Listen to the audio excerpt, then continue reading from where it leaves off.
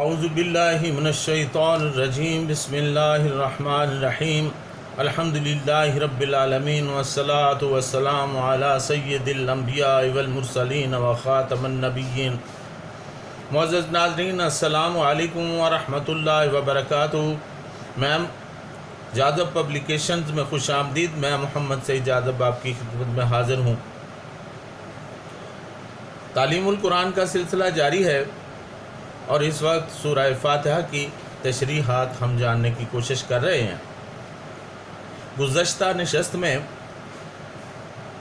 سورہ فاتحہ کی 6 آیت صراط الذین انعمت علیہم پر بات ہوئی اور ہم نے جانا کہ وہ اللہ تعالیٰ کے انعام یافتہ لوگ کون ہیں جن کے راستے کی ہم دعا کرتے ہیں۔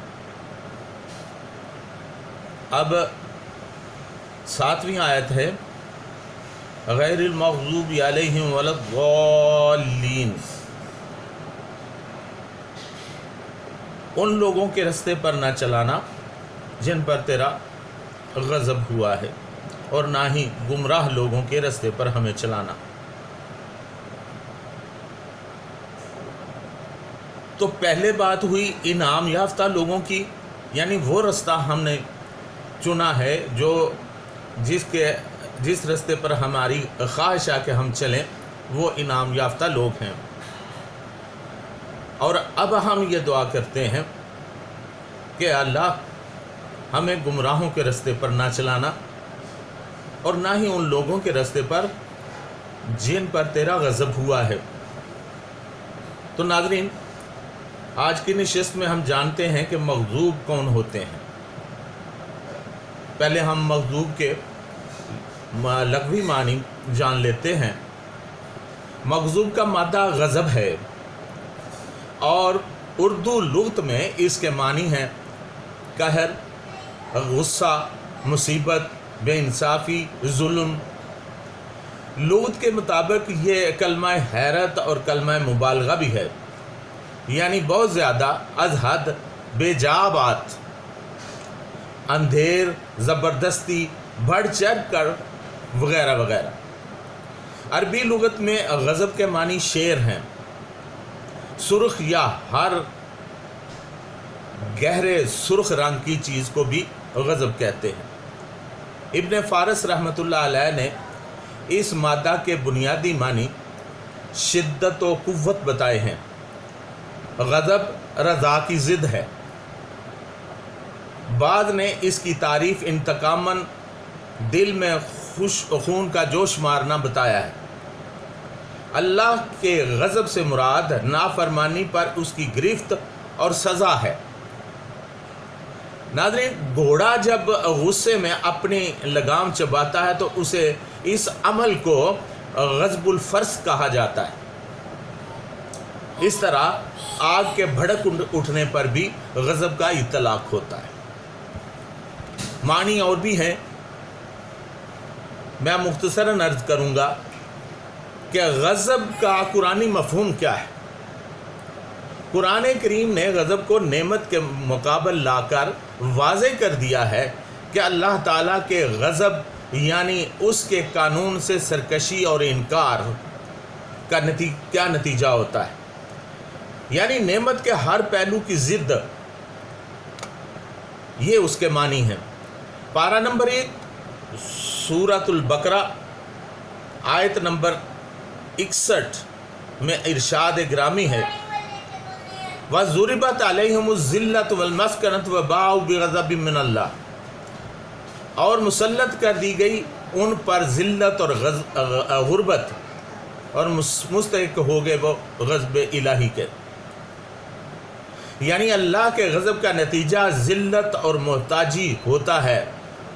اور پھر آیت نمبر 90 میں ارشاد ہوا فَبَاءُوا بِغَضَبٍ عَلَىٰ غَضَبٍ وَلِلْكَافِرِينَ عَذَابٌ مُّهِينٌ، پس وہ حقدار ہو گئے اللہ تعالیٰ کے غضب کے، اور ایسے کافروں کے لیے ذلیل و رسوا کرنے والا عذاب ہے۔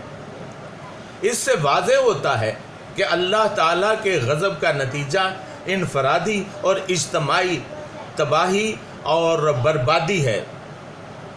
یوں اللہ تعالیٰ کے غضب سے مراد اس کے قانون کی خلاف ورزی کے فطری نتائج ہیں۔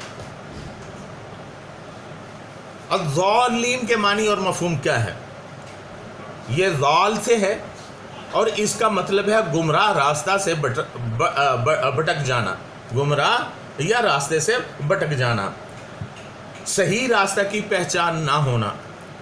ضال کے ساتھ الف لام کا اضافہ ہو جائے تو گمراہی مخصوص ہو جاتی ہے، جیسے پہلے بھی میں نے عرض کیا ہے کہ الف لام کا یہ دونوں الفاظ کسی بھی مرکب کے ساتھ لگ جائیں تو وہ اس کی تخصیص ہو جاتی ہے۔ اور الضالین سے مراد ہے لوگوں کا وہ خاص گروہ جو اصل راستہ سے بھٹکا ہوا ہو یا جو اپنا راستہ کھو چکے ہوں یا جو صحیح راستے کی پہچان ہی نہ کر پا رہے ہوں۔ ناظرین، گمراہی کے دو راستے ہیں،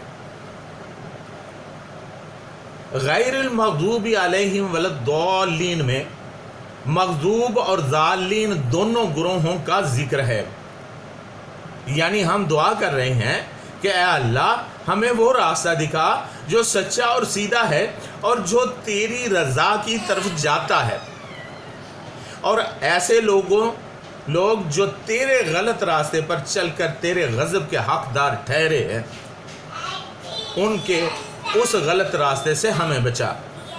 مفسرین کرام رحمہ اللہ فرماتے ہیں کہ اللہ تعالیٰ کی مخلوقات میں سے انسان اور جنات مکلف ہیں، اور یہ دو حالتوں سے خالی نہیں۔ جو شخص اللہ تعالیٰ کی اطاعت کرتا ہے وہ منعم علیہ ہے، یعنی اس پر اللہ کی نعمتیں ہیں، اس پر اللہ تعالیٰ کا احسان اور فضل ہوتا ہے اور وہ انعام پاتا ہے۔ بصورت دیگر اگر کوئی شخص نافرمانی کرتا ہے اور مصیبت میں مبتلا ہے تو وہ مغضوب ہے، اس پر اللہ تعالیٰ کی سخت ناراضگی ہوتی ہے۔ ناظرین، گمراہی انعام کی ضد ہے۔ مشہور سائنٹسٹ ڈاکٹر سلطان بشیر محمود اپنی تفسیر کتاب زندگی میں لکھتے ہیں، کسی چیز کی اچھی طرح پہچان کے لیے ضروری ہے کہ اس کی ضد کو بھی سمجھا جائے۔ مثلا مثبت کی پہچان کے لیے منفی کو جاننا ضروری ہے۔ اس طرح اللہ تعالیٰ کے مقبول بندوں کو سمجھنے کے لیے اللہ تعالیٰ کے مغضوب بندوں کو پہچاننا بھی ضروری ہے۔ انعام یافتہ لوگوں کا ذکر ہونے کے بعد ضروری ہے کہ مغضوب لوگوں کا بھی ذکر کیا جائے، اسی لیے اللہ تعالیٰ نے یہ ذکر کر کے ہمیں انعام یافتہ لوگوں کی اہمیت کا احساس دلایا ہے۔ المغضوب وہ لوگ ہیں جن کے طور طریقے، رسم و رواج، زندگی کی جد و جہد اور نیتیں سبھی صراط مستقیم والوں کی ضد ہیں۔ ان بدبخت لوگوں میں پہلا گروہ وہ ہے جو اپنی کارستانیوں کی وجہ سے اللہ تعالیٰ کے غضب کا شکار ہوا۔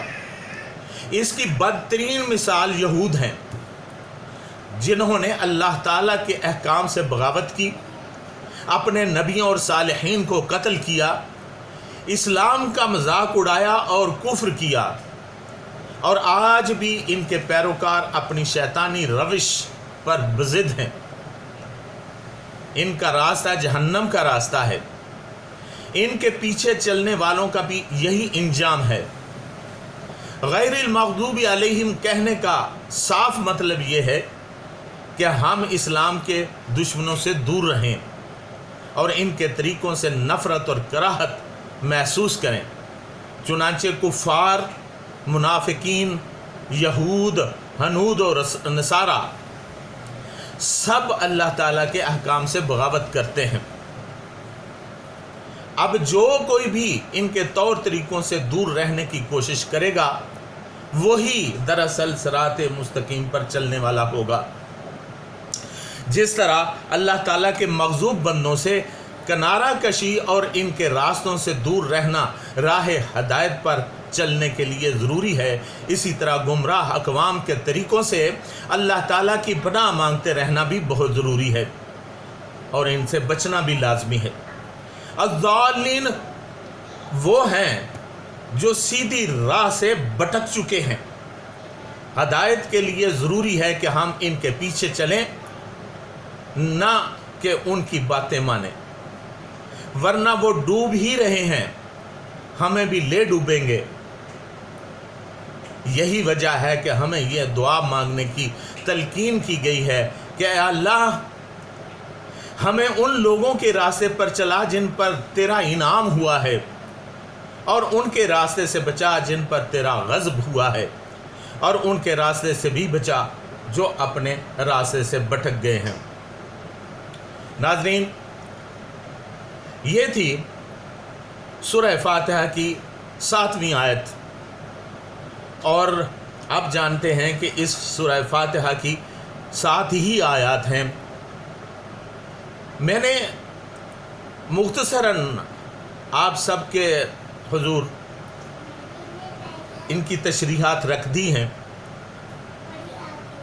اگلی نشست میں انشاءاللہ اس سورہ فاتحہ کا خلاصہ بھی عرض کروں گا، اور اس کے کیا کیا نام ہیں ان سے بھی آپ کو آگاہ کروں گا، اور اس کی اور عددی وجوہات اور عددی تعلق بھی اس کا میں بیان کروں گا۔ آئندہ نشستوں میں انشاءاللہ وہ جاری رہے گا۔ فی الوقت اتنا ہی، وما علینا الا البلاغ المبین۔